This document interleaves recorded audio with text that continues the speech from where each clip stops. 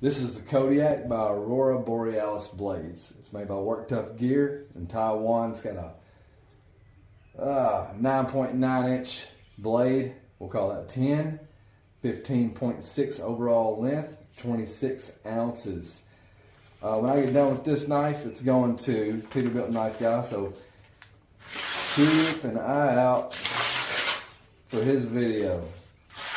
Of course, as always, I'm cutting paper cracking, but it's sharp, especially sharp enough to do some chopping, where this knife I feel like will excel. Kodiak Aurora Borealis Blades, some Bowler K329. If you get any value out of this video, subscribe. If not, eat a bag of Richards.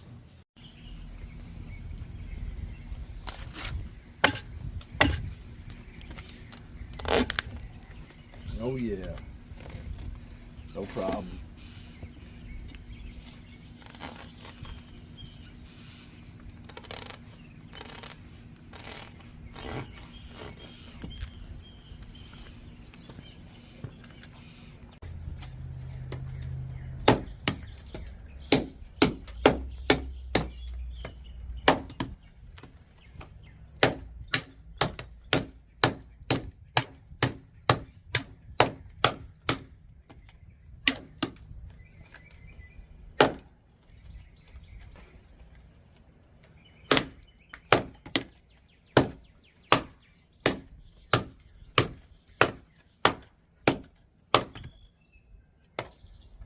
Gonna use this Harbor Freight hammer. Hope the head don't come off. We're gonna be replacing the handle anyway, so what we're gonna do, I don't know if I trust it or not. We're gonna use the handle as the baton. We'll take a couple hits and check it out. I think that'll be okay. No problem.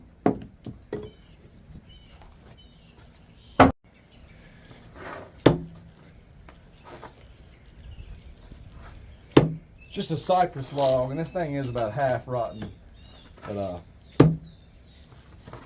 it does have good balance for throwing short distances. I have to replace this log before too long. While I do feel like the Kodiak excels at chopping, it is not a bad everyday camp knife. It can do everything from stripping bark to batoning,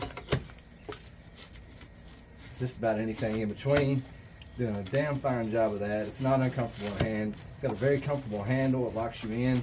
There is no choke up point. No forward choil, so that's not going to be a possibility, but it's taking this bark off of this elm, I think. Is that a pecan or hickory? Like, I don't know. It's some sort of wood. Taking it off just fine. Very easily stripping. Like your cousin that didn't graduate middle school.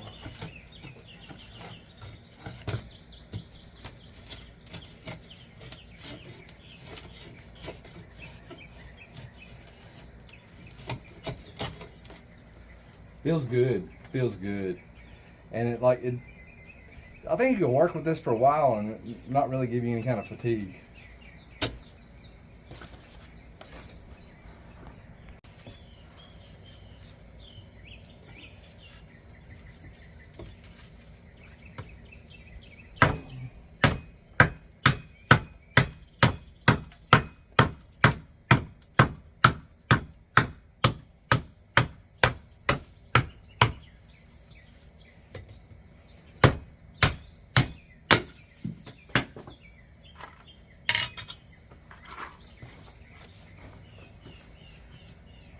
Got some steel belted industrial garden hose. No, that's not steel belted at all.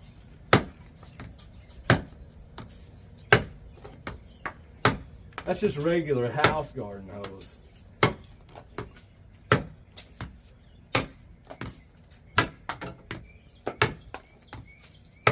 firing a BB gun, man. Hitting the shit out of that tree.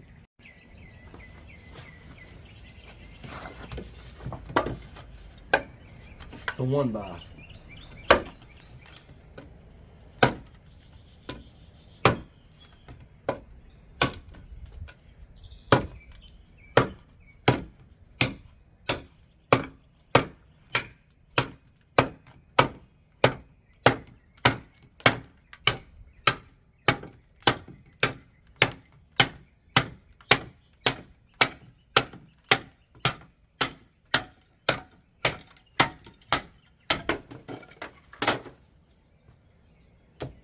If you knew how to chop, then a lot less swings.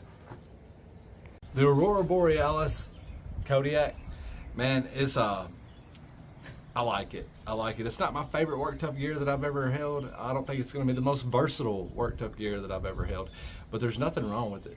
It feels, it's 28 ounces feels actually very light in your hand. It's a third production run, so I'm not sure if those production, I know sometimes they change steels, they change different types of like the specs that I'm reading off of is a green G10 with some sort of, like, I think red liners or orange. This doesn't have any liners, so I'm not sure exactly if it's still the same thickness. I have noticed in the past that some of their knives will be like, they call them, you know, they're made in Taiwan, so they go by millimeters. They'll make a change from 7 millimeters on the first run to like 5.5 or 6 millimeters on the second run. So that may have happened here as well. But it definitely doesn't feel like 20 anything ounces. It feels very comfortable in hand. I feel like if this is the only knife that you had to take camping, that you wouldn't be under tooled. Like I believe it would get all your jobs done that you need. I'm not sure why. It might not be my first choice. Maybe it's just aesthetics, like a form over function type of thing. But functionally, it works just fine. There's nothing wrong with it. Very much enjoyed checking it out. Like I said, it's going to Peterbilt Knife Guy. That Bowler K329 is has to be more stainless than SK85 because it's not taking a patina anywhere near as bad, and it's just as old as, like I said, the Nightmare 3 that you saw, which patinaed very well. If you like patinas, I do. I like patinas. But anyway, thanks Scab for letting me borrow this. Thanks Shane, Edgy American, for sending it to me after he was done with it. And check it out on Peterbilt Knife Guy's video shortly, I suppose. Probably within the next few weeks. You guys have a great one. We'll catch you on the flip side.